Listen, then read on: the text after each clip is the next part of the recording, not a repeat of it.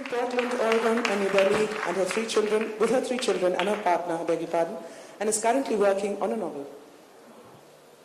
Good afternoon. It's great to be here. You've already met the illustrious people. I love the dramatic entries that each of us made.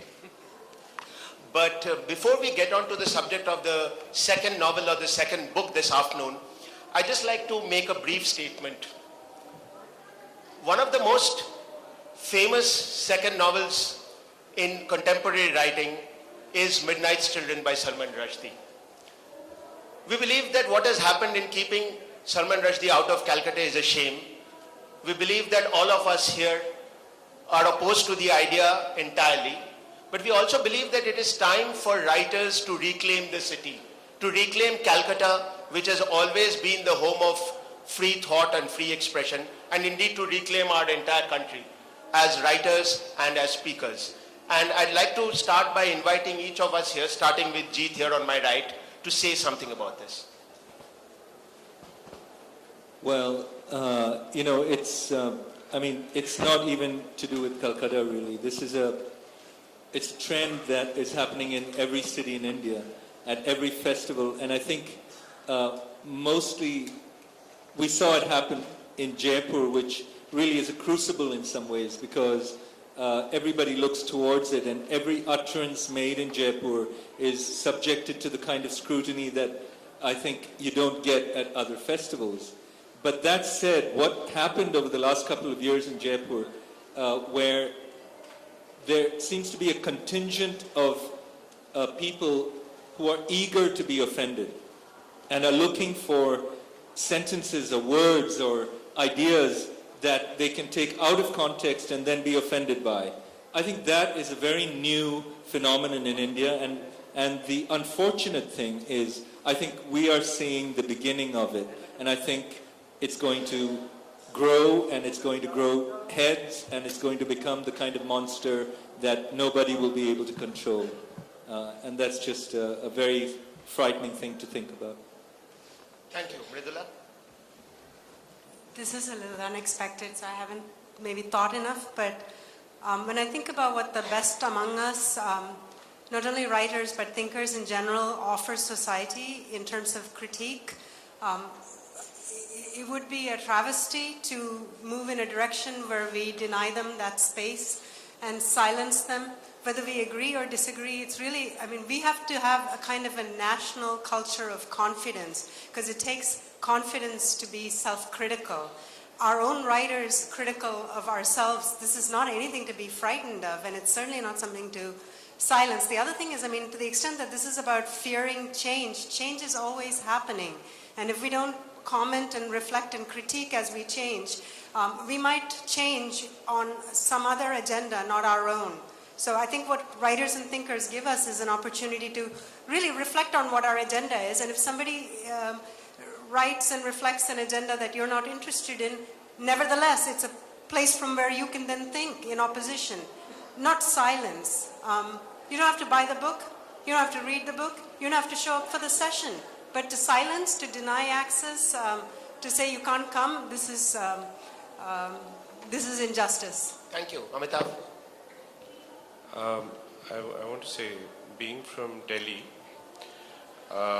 I've always had tremendous respect for Calcutta as a place where literature and ideas are not just respected, but part of everyone's everyday life. This is a respect that I continue to have, but I may lose unless people from Calcutta do something to make sure that I don't. Thanks. Hello everyone, thanks for coming. Jeet and I were both involved by choice in this battle from last year. I would like to say that this battle has been going on in various levels from over the last 20 years at some level, when M.F. Hussain has been attacked, when various films have been stopped, when Taslima Nasreen has been stopped from coming to Calcutta, when she was assaulted by goons in Hyderabad and so on and so forth. There are many examples. But I think what's happening now is that attacks on arts, attacks on literature, attack on filmmaking, attack on all creative expression is reaching a kind of critical mass.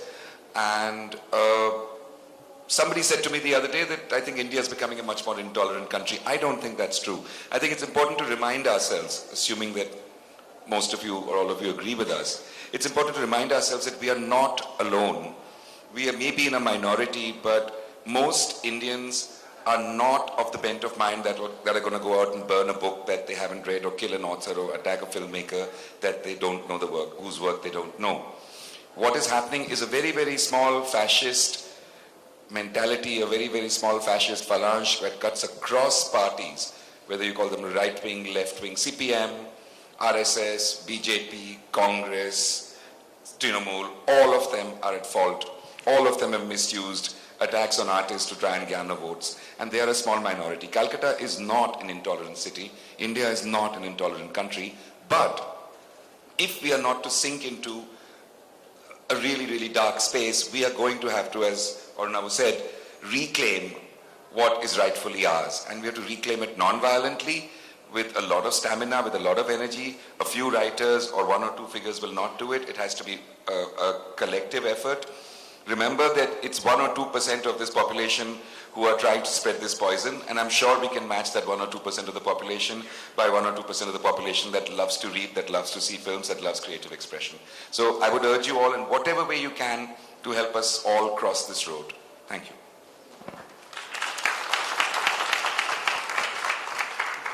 Thank you. Now to the subject of the second novel, which is a good way to reclaim our space. Jeet, currently the wealthiest author in India.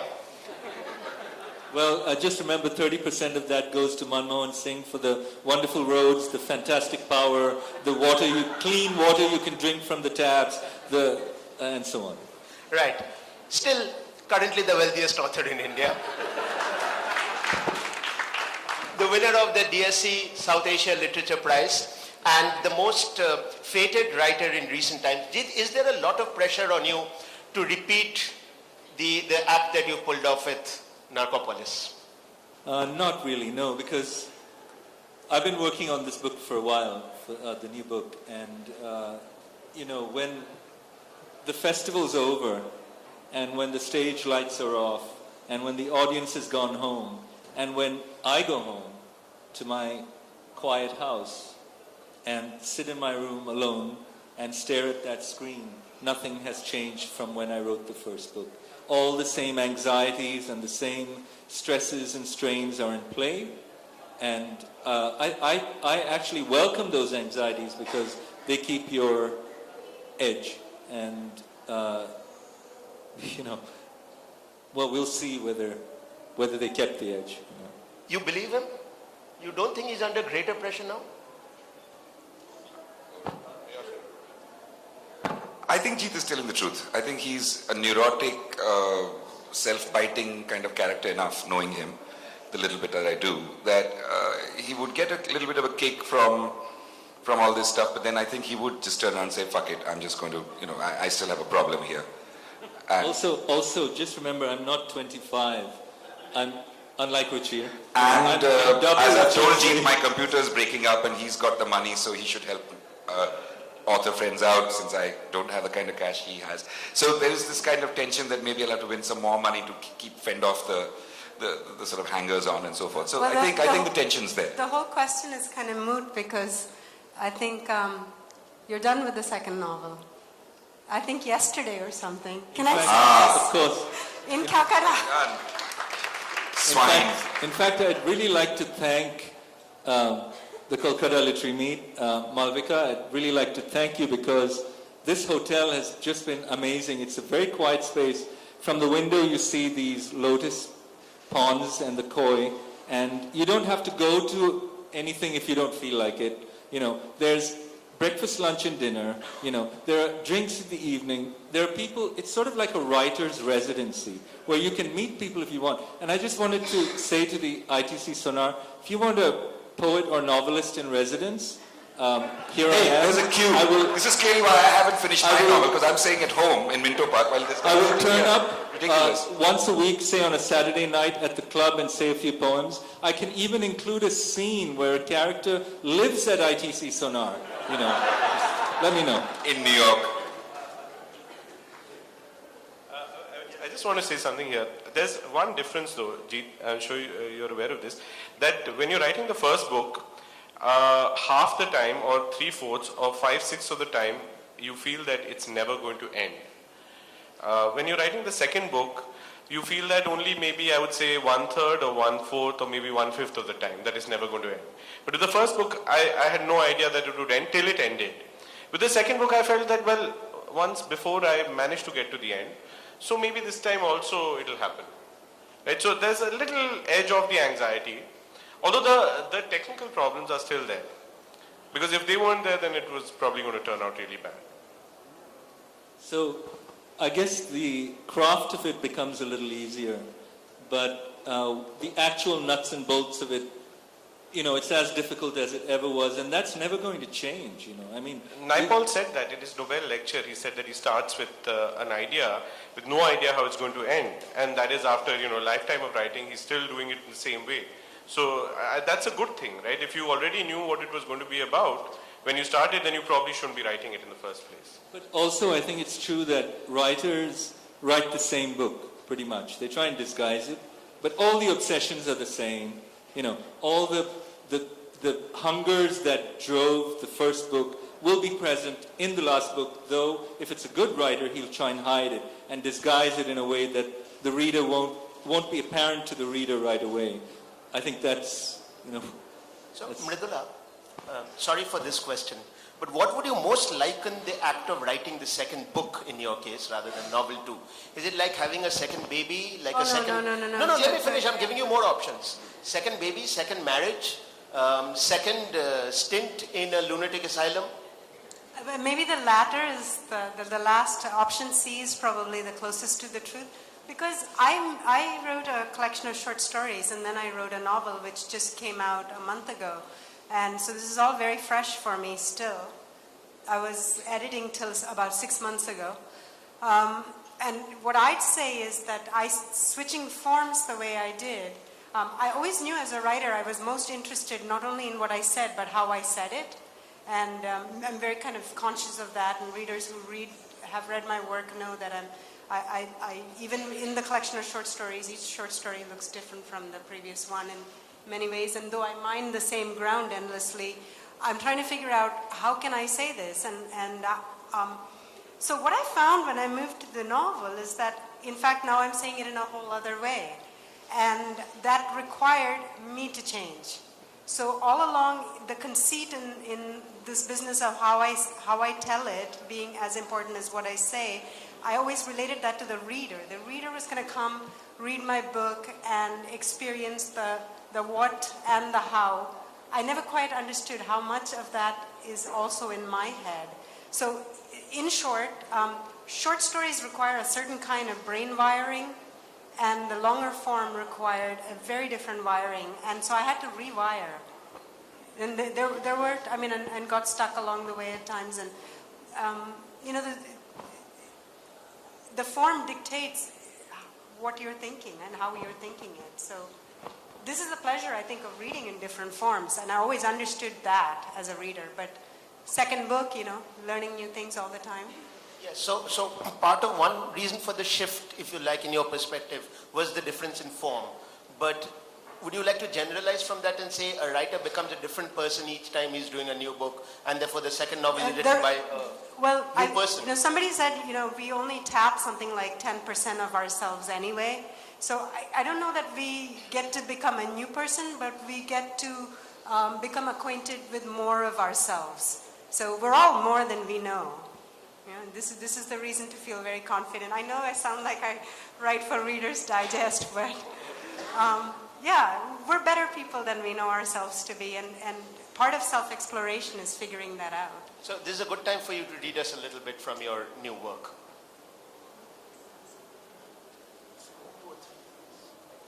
Okay. So my book is about a woman who relinquishes her 4-year-old son. That means she's had him for quite a long time. And children and books are very different. You don't relinquish your children. You can relinquish your book a lot easier. So Anna Kutti is telling the moment, she's telling the story of how she gave him away. She gave him away over 4 years in the sense that she was having to think about it constantly. She was under intense pressure to give him away. She ended up giving him away to a tourist couple. Pressure from society, the child was illegitimate. She's telling the story years later to her niece, who she raises. My son had a friend. Actually, he had many friends, but there was this one, Shekhar. Shekhar was perfect. Shekhar was so tall, Shekhar was so fast, Shekhar could wrestle like anything. Shekhar had a pencil box with 24 colored pencils in it. Shekhar even came to school riding a horse every day, a white horse, and with his father riding the horse, Shekhar on his lap. And the man who replies to her is also part of this conversation, her lover. And your son was longing for a father. Yes, yes, I know that. I too dismissed it as fantasy. There was a real Shekhar. I used to listen just to humor him. I used to listen to the stories about the big lunches that came in a car for Shekhar every day. Masala dosa, too big to fit in a tiffin. It came on a plate covered with a cloth. The driver brought it to the school veranda, and the teacher came out and put a chair and a table for Shekhar to sit in and eat his lunch. The sambar was so hot, and the children would all stand by with their cold curd rice and watch Shekhar eat. Sometimes the driver would bring lunch for the teacher as well. Anna, listen to me. This Shekhar with his father, who was an army officer, and his mother, who came in the car in the afternoon to take him home, wearing her saris and jewelry. This Shekhar was real. I was called to school one day by the teacher. My son had hit a boy very badly, and his name was Shekhar. I went to the school, and yes, he had hit this boy who looked like he might have a family somewhere with some money. I don't know. The children all wore uniforms. His was made from good cloth. It was newish looking, even though the year was nearly finished. Maybe they stitched him a new one because he grew recently. Maybe there was even a horse and a tiffin and car and jewelry. No. Probably not. After all, the school wasn't a rich one, but there was a marble. They had fought over this marble. I had given Madhu the marble. It was part of the collection of things the woman left with me as a gift for him. The woman? Yes, the German woman. She came twice, once to see him. He was asleep. Again she came. He was awake this time, but I sent him outside. Next time, it was at the train station when I sent him away. She gave you gifts for him. The second time she came, it was hurriedly, without anyone else with her. She gave me clothes for him, biscuits, sweets, other things. I had no intention of giving any of it to him. She wanted me to tell him what was going to happen soon. She wanted me to tell him because she couldn't speak with him. I think she spoke German. Maybe it was another language. The Germany woman insisted I should tell Madhu that she was going to be his new mother.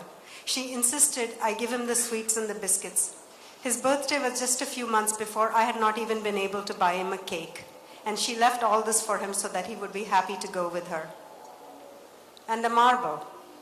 A bag full of marbles. I put everything away. The next day he found one underneath something. Must have rolled its way there. I let him have it. I told him I had bought it for him. I was changing my mind already. I wasn't going to let her have him. I was so confused at that time. I didn't know what I should do. Anna, what happened then? I sent him away. No, what happened with the marble and Shekhar? Oh, the marble. He took it to school. He took it there and he probably showed it to everyone. It wasn't like any marble you can buy around here. It was clearly foreign, and I think this boy Shekhar tried to say it was his. It couldn't be Madhu's. I asked Madhu afterwards what had happened. He said they were playing with it, rolling it between them on the bench at school, and whenever it fell from the bench, Shekhar said Madhu had to go get it for him.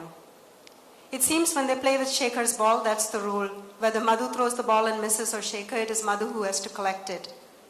I know how that game is played. One person is in the game is the master, and the other the servant. For Madhu, this marble meant he was not the servant. He beat up the boy with a nice uniform. Whether he rode to school on a horse or not, I don't know, but his new-looking uniform had blood on it. I told Kuttiyamma principal not to bother with punishment for Madhu. I told her, Madhu is going away. He won't be coming to school anymore. You decided. I thought maybe the other children knew the thing the adults held against Madhu. Maybe they'd heard from someone somewhere, Madhu is a bastard. And if the children know, then soon Madhu will know. No, I never told, I never decided. I changed my mind again and again, 1,000 times. I lay awake all night. I touched him all over, every bit of him that last night. I put my nose to his nose and I breathed him. I thought of how I had made him in my body. How could I ever let him part from me? But I did. Thank you. Amitabh, the first novel, literally you have a whole lifetime to write. But the second novel, you don't have the rest of your life to write. That's true. And that is probably a problem. But I think that what happened in my case was that it took me a long time to write the first novel. A few years figuring out what the voice was, and then I started writing it. It took me 3-4 years to write it. And in the meantime, and it was a semi-autobiographical thing. I gave in and decided to write the semi-autobiographical novel.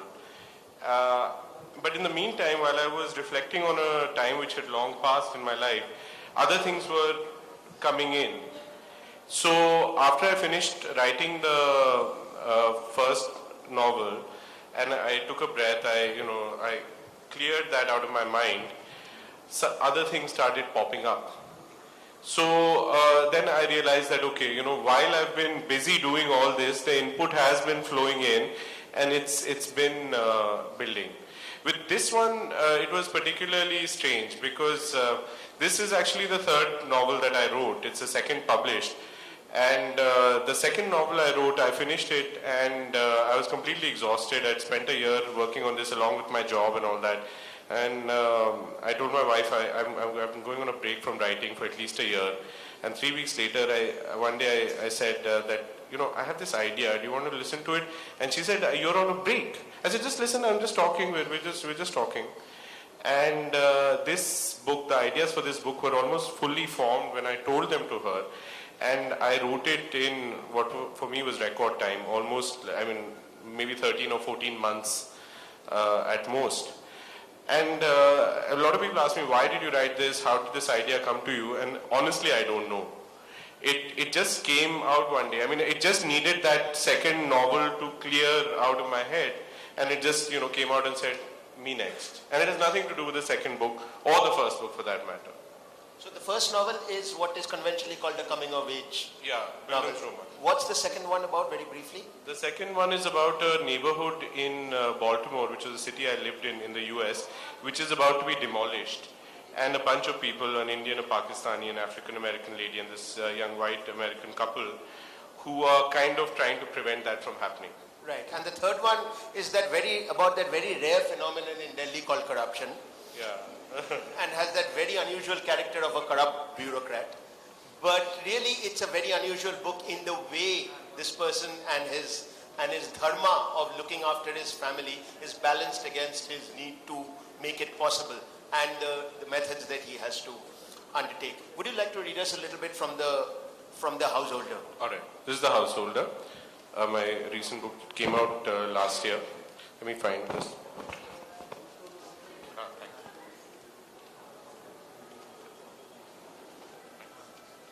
So the protagonist is Naresh Kumar. He's a PA to Mr. Asthana, who's an IAS officer. And at the end of chapter 2, both of them have been suspended because the minister has deemed that was the right thing to do. And now chapter 3 begins. The first few days after the suspension order came, Naresh felt like he was on holiday. Aarti, his wife's constant exhortation, do something about this, go and talk to someone, use your contacts to get out of this mess, heightened that vacation feeling. It made him feel like a truant schoolboy who had magically acquired immunity from his mother's importuning. He heard out what she said, nodded along, promised he would do whatever she wanted him to do, then returned to the newspaper. Leaning back into the extra time that had suddenly become available, he felt the accumulated stress of the everyday dissolving. The morning's race to get ready on time had disappeared, as had the daily ordeal through rush hour traffic. He spent those first days luxuriating in the absence of a routine, enjoying the quiet outside his windows during the day, a weekday quiet more perfect than any he had experienced on a weekend. Occasionally, he did try to worry about what had happened or focus on finding a way out, but in those first few days of release, it was as if some mysterious unguent salved all anxiety. Then, Aarti tired of being ignored and stopped saying anything, and the feeling of freedom went as inexplicably as it had come. In the past, when Naresh stayed home on a working day, it was because of illness or because a relative was visiting or when Seema's wedding was imminent. Those were exceptional situations, either debilitating or busy or joyous, and the house wrapped itself around them, becoming a nursing home or a hotel or the command center of a complex operation. But this time, there were no special circumstances, and so Naresh had to witness the weekday rhythms of his house as they really were. The sweeper woman came at 9. She went room by room, first with her broom, then with a bucket of water and her swab. When she came through the living room, he would try and lift his legs to get out of her way. Then, finding that uncomfortable, he would go to his room and continue reading the paper there, only to find her coming in there next. He tried telling Aarti once or twice to get the sweeper to skip the living room, but she refused. Do you know how much dust comes in here? She should be cleaning twice a day. By 11, the sweeper woman would be done, and Aarti would also have finished cleaning the kitchen after the morning's cooking. She would take the clothes out of the washing machine, it had been Naresh's gift to her on their 20th anniversary, and put them out to dry. By this time, Naresh would be done with the newspaper, and Aarti would have gone in for her bath. After her bath, for a few days in the beginning, she sat with him for a while. But when the topic turned to his suspension, he would pick up the newspaper. So she resumed her normal activities, either sitting down with one of her magazines or going over to a neighbor's house to exchange gossip. Aarti ate lunch at 1:30, then watched soap operas on TV for an hour before taking an hour's nap. These 2 hours were the most difficult of the day for Naresh. He disliked soap operas. Real people don't behave like this, he would say, but to Aarti's rejoinder, then why not just treat it like fantasy? He had no reply. Earlier, when he went to the office, he would have to contend with only 1 hour of this kind of television in the evening, managing to tolerate it by hiding behind the newspaper or going out for a walk, ensuring that the TV was switched to the news at 9. But now, with the newspaper finished before lunch and the sun beating down outside, there was no way to avoid the television except to go into the bedroom and lie down. But the sound effects and shrill dialogues of the soaps leaked in through the gaps between the door and the wall, and sleep eluded him. He would be exhausted and restless by the time Aarti came in for her nap, but he would pretend to be asleep till her breathing grew even. Then he would open his eyes and stare at the ceiling fan till it was time to wake up. Aarti woke up around 4 and went into the kitchen. Praveen, their son, would also get up around then, so she would make him a heavy snack and make herself some tea. Now that Naresh was home, he sat with them at tea time, but found that Praveen was usually groggy, and Aarti, evidently habituated to her son's uncommunicative behavior, read a magazine as she sipped her tea. Sitting quietly at the table, Naresh would find himself waiting for 6 p.m. That was the time he returned from office, the time after which this house that he had plotted and pleaded and sweated to have allotted to him, this house where every single object, durable and consumable, had been bought with the money he had earned, this house where every single person ate because he worked, this house that didn't seem to possess the generosity to keep him during the day, this same house would open up and welcome him back, shamelessly ignoring the fact that he had not left all day. The house would readmit him into its rigid routine. Thank you. The afternoon life of the householder forced to stay at home because of suspension. Jeet, were you more relieved when you finished your second novel than when you finished your first? It hasn't quite sunk in yet. It's just this week, actually, that I feel I've finished the story of it, the prose of it. This new book ends with a book of poems written by one of the characters, and just like Dr. Zhivago. And so I'm going to keep working on that. I'm going to keep writing poems for that book of poems, but otherwise the story is done. The book is done. And how is it different when you're writing, being a poet, and you started out as one really in terms of your published work? How is it different when you write prose? Well, I liken it to the difference between joy and drudgery. The difference between ecstasy and boredom. When you're a poet, when you're writing a poem, however long it might take, you do it very quickly in a burst. And it's a joyful burst of activity. that happens in a day or two, and you might do many drafts and you might rewrite, but that initial endeavor, the initial work of it happens very quickly and it's very joyful. A novel, as most novelists I think would agree, it's a whole other kind of beast. It's a 9-to-5 job. You have to sit there and work every day. You have to worry about things that have nothing to do with writing. You have to worry about your health, for instance, because you need stamina to do it every day. So you have to not drink too much. You have to work out a little bit. You have to think about what you eat. All these very boring things if you put a bunch of artists together in a house, the novelists are the ones who go to bed early. The poets are up dancing on tables at 4 a.m. It's a tragedy. And what are you going to read us from? Well, I'm also going to announce the title of the book, which has changed a lot, but Yes. I now have the title. It's called Sex Lives of the Saints. Right? And exactly like Narcopolis. Right, so this is the first time that anyone other than Jeet and possibly an editor is getting to hear an excerpt from his new novel. It's a very special moment.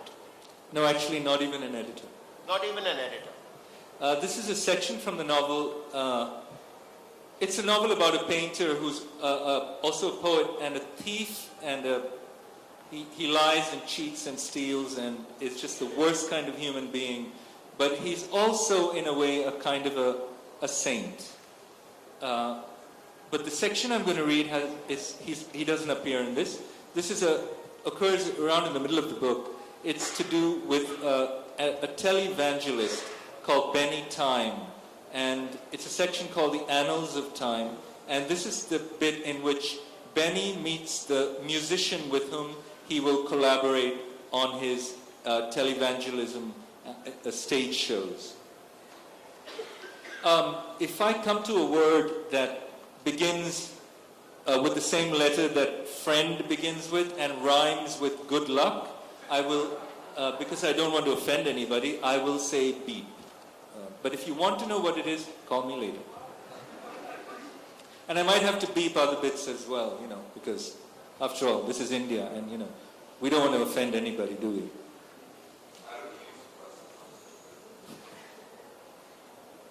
In 1997, John Gonzalez got a gig singing with an emo band in a club on the Lower East Side. He had to wear his hair in the style of the early Beatles and pretend to be shy on stage. But he did get to do his own songs, and then the band got a regular gig at the Living Room.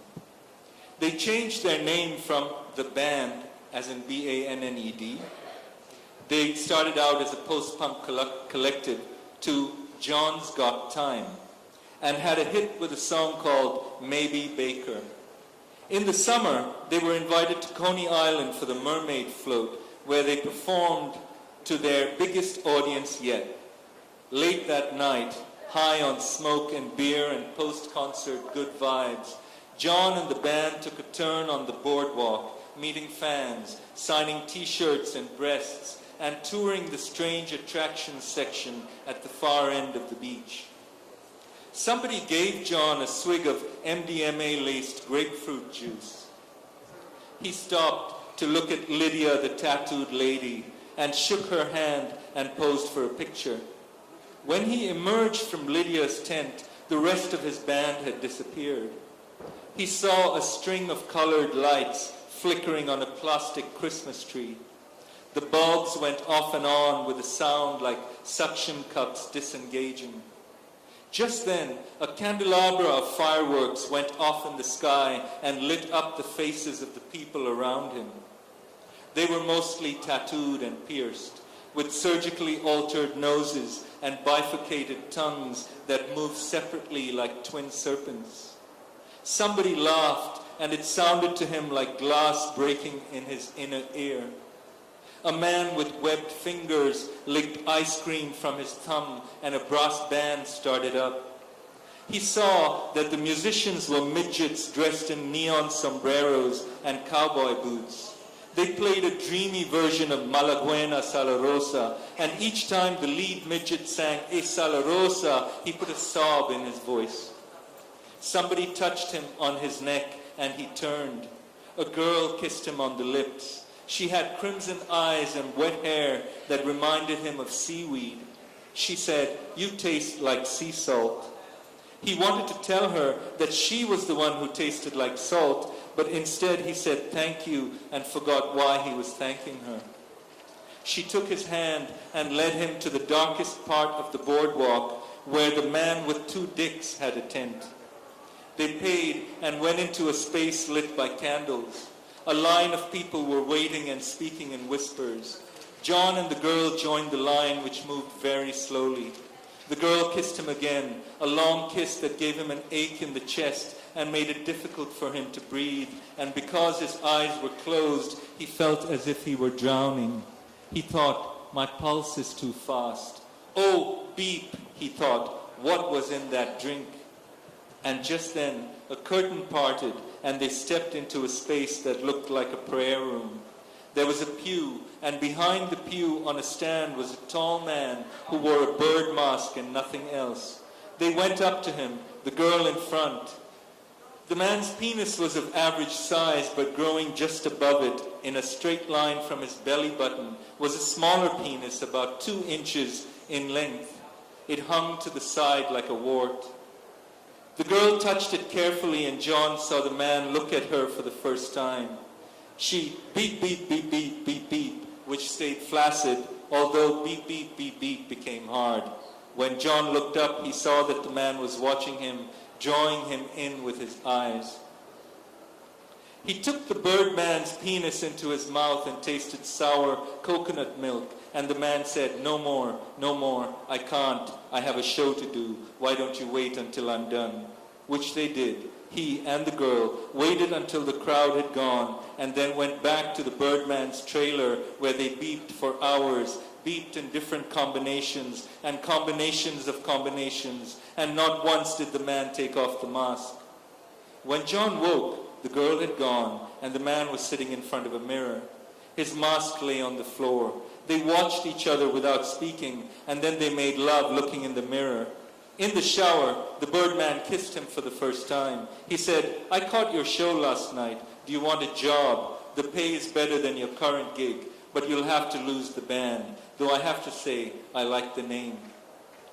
And that was how Benny Time met Johnny Starr. Thank you. Thank you very much. Thank you for being liberal. Hi, Ruchi. You know, all that stuff I said about you have a lifetime to write your first novel. Yeah, I was wondering about Yeah, that. so just remember my 10-year-old son is in the audience and take it away from there. Where is your 10-year-old son? So Ruchi's first novel, The Last Jet Engine Laugh. You need to put some cotton wool in your... No, leave me out of this. No. Ruchi's first novel, The Last Jet Engine Laugh, was published in 1990. No, it was published in 2001. 2001. Right. And he's been working on a second lifetime and a second novel. The first thing, Ruchi, is why don't you read us from it? Would you like to do that? Actually, Or tell us do you want me to read about... Well, I can't read from it because I don't have a copy. We'll ensure that. What's that? No, carry on talking while I show you Yeah. now. I was going to make some general comments about second work. One of the things that I remember reading that Francois Truffaut, the filmmaker, said when he was a critic actually, but I think he'd already started thinking about making films, is that you can tell if a filmmaker's any... Okay, put it away. I have a second novel. You have an extra. You can tell if a filmmaker's... You can't tell from a filmmaker's first work whether he or she is any good. But by the second film, you can tell. Because the first one, you can accidentally get it right. You can fluke some stuff. And the second one, you have to do it right. You can't fluke it a second time. Or you could make silly mistakes the first time. You could be nervous, etc. But the second time, you bring things into focus and you know that this guy is then, or this woman is then good. I think that works for films. I don't know that that works particularly for novels. I think because in cinema what happens is you're dealing with actors, you're dealing with a crew, you're dealing with producers, money, lots and lots of things that are outside the control of the director or the author, or whatever you want to call them. Whereas with a book, like Jeet said, it's a 9-to-5 job. And like Mridula said, you're dealing with a new form or mining the same area and trying to see what a different part of you can keep interested in the book. And so that becomes a different ball game. The other thing, there was a conversation between Wim Wenders and Jean-Luc Godard where they said, never work on a film for longer than 1 year, whether it's a feature film, a trilogy, or whatever. If it goes beyond 1 year, just dump it. It's shit, forget it. Now, again, that works for cinema because there is that impulse, there is a kind of look that you have in mind. There are certain actors who are a certain age. Rahul Bose the other day with Nilanjana was talking about how he was supposed to play Salim Sinha and now he ends up playing Zulfi in Midnight Children. That moment passes. And that film that you're imagining also changes, mutates, becomes another film. Again, that does not apply to the whole business, I think, of writing a novel, whether it's a first one or a second one. For me, the first one actually came in 2 or 3 stages. There was a short story that was the autobiographical coming-of-age short story that then exploded into a far more complex, far more ambitious novel which stretched across 100 years, but from 1930 to 2030.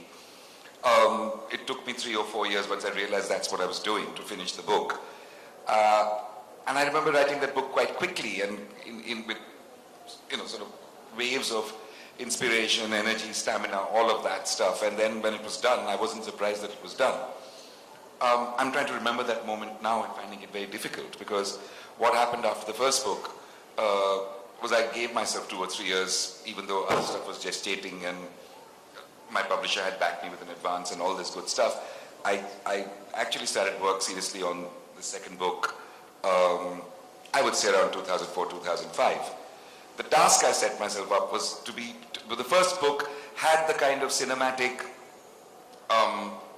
framework that I'd set for it, where I could shift from a day in Ahmedabad in 1930 to a day in Paris in the year 2022 to a point in space in 2030 just above the Earth and above the Andaman Islands. And I could move back and forth. I could escape from a tricky situation if I needed to and come back to it from a different angle because I'd also given myself the metaphor of a computer game where you can make people do different things across time and the game gets obsolete as the book goes on, but it was a good device.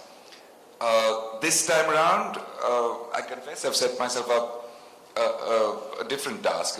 I was going to tell a historic story set in the time of the Second World War in Calcutta, at the time of the Second World War in Calcutta, and I was going to do it mostly chronologically. And it's hell, because if you take away your own devices and you take away your own things and you set yourself up with something different, it's like being like the man in the bird mask and not knowing how many, what kinds of things that are sticking out of you, because you can't really see them or feel them sometimes, and sometimes you can. So, in the meantime, talking about sons, the novels become a joke with my sons, like, okay, Papa, when are you going to finish it, when you become a granddad? My younger son, who's 16, has most of his life known me to be working on this book, plus doing other stuff. I saw Alexandra sitting there. My friend Camilla is published by her, and she's Alexandra Pringle's Camilla's editor. Camilla has produced, I think, 3 or 4 novels in the time that I've been writing the second one. And when I was in London recently, she was like, Joshi, so where is it? Have you finished it? I said, well, it's getting there. And I said, I can only meet you here because on Tuesday I have to deliver my first draft to Alexandra. And I was like, I so beep, hate you. And now here is Jeet saying he's finished, but I knew he was doing it at speed because actually we published an extract of what I thought was a very beautiful extract from his first novel, but it turned out it wasn't in Narcopolis. I think it might be in Sex Lives of the Saints, as we can call it now. So that came out in Electric Feather, the collection of erotic stories I edited, which came out in 2009. So, okay, sometimes you work on second novels before you work on third ones, sometimes you work on third ones and don't realize it. These pushes, pulls, these continue. I think it actually doesn't matter. There is a kind of tendency now for novelists to become like filmmakers, like, my God, he hasn't produced anything in the last 5 years, or, when was the last time Quentin Tarantino made something, and stuff like this. I think we have to fight against that. I think the problem is, when something comes out, hopefully it's good, or the next thing will be good. You really can't do it. Some people can do it very regularly, metronomically, and produce good stuff. There are other people, nobody I've mentioned today, but people whose names I will not mention, who keep coming out like a drum machine. Every 3 years, you'll see a new book popping out of there. And you think, oh no, why another one? Why does he bother? But that happens too. And I've realized that there's a momentum that's churned by authors writing good, bad, indifferent. Their name stays in the public eye, so the good ones and the bad ones and the middle ones kind of meld. But as time passes and you look back and you say, yes, Grimus no one remembers, but Midnight's Children was indeed a great book. Shame, which I always thought of as his real second novel, was shameful, pretty bad. But the third one, we all know what happened to the third one, we're still talking about it. Fourth one was Sea of Harun and the Sea of Stories. So different writers have different moments in which they produce their great work. Some of them produce it in a spurt, others produce it interspersed across very, very mediocre work across careers. You have to learn to stop worrying about that.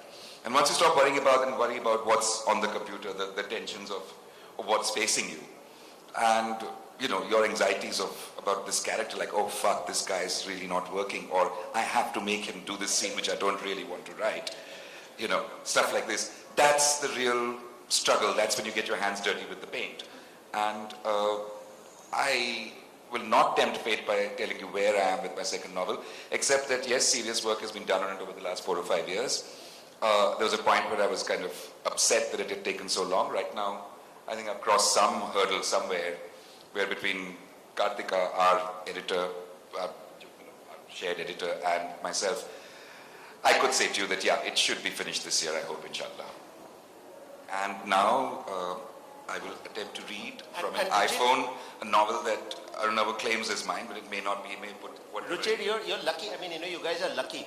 If this session had been held with authors, Bengali authors from Calcutta, it would have been called The Pain and Pleasure of Your 100th novel.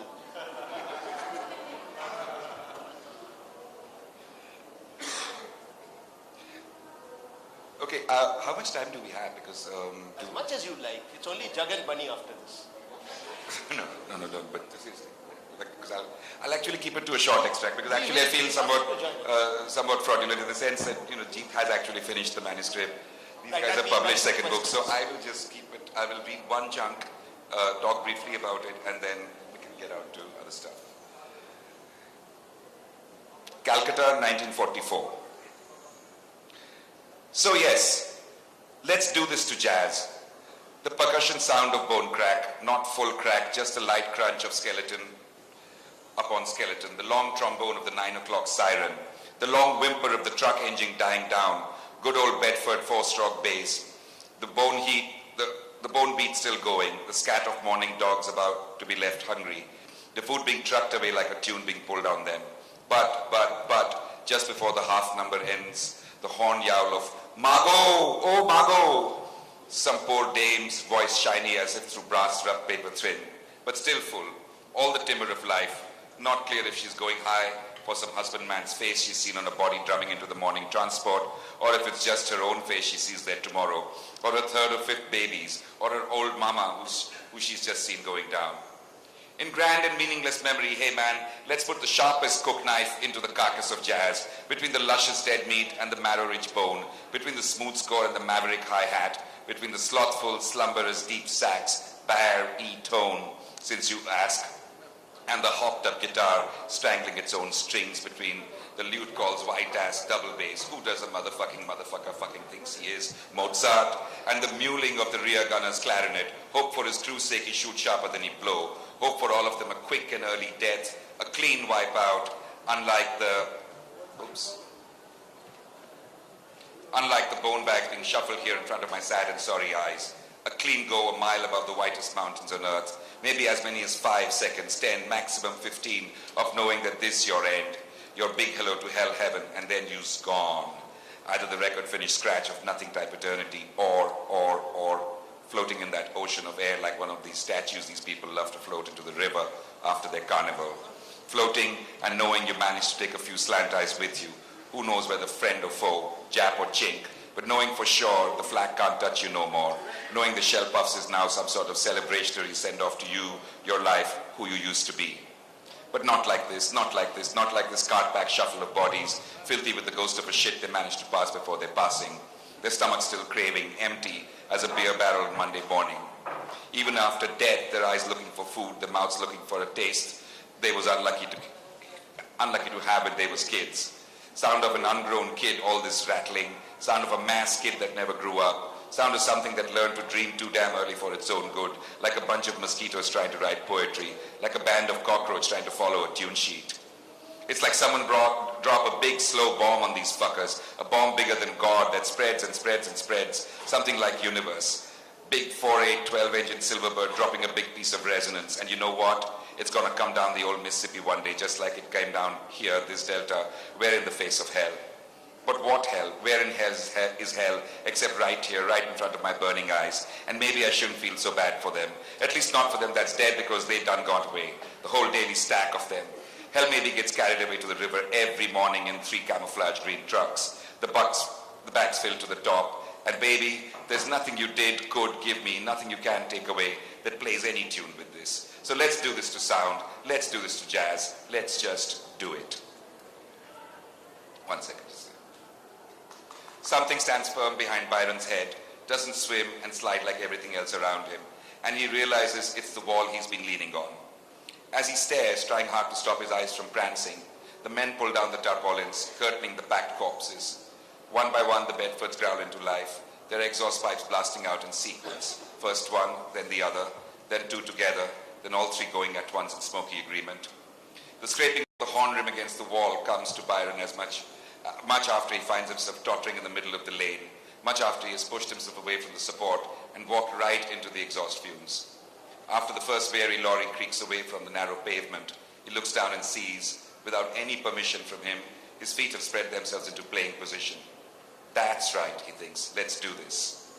As the trucks nudge themselves into line and head towards Newmarket, Byron brings up his cornet and presses the mouthpiece to his lips. Not too hard, just so. He breathes in everything, the smoke, the morning air on Kidd Street, the whole dirty blue sky above him. Then he narrows it down to his instrument and lets go of it all. Thank you. We have time for very quick questions. Yes, all right. Thanks for that. Thanks for listening to. Basically, this looks like it's from my second novel because it came out as an extract in Civil Lines early last year. But the fact is, once the second novel is done, I don't think you're going to find that chunk in there. Just like we don't find Jeet's chunk in his first novel. This will probably end up in another book, which may follow shortly after the next one. Just to let you know. All right, thank you. So questions, you can meet the authors afterwards as you are buying many copies of their books and getting them signed many times. Just like to say thank you to the best second book writers ever, Jeet Thayil, Mridula, Koshy, Amitabha, Bagchi, Ruchi Joshi. Thank you very much. Have a great day. Question.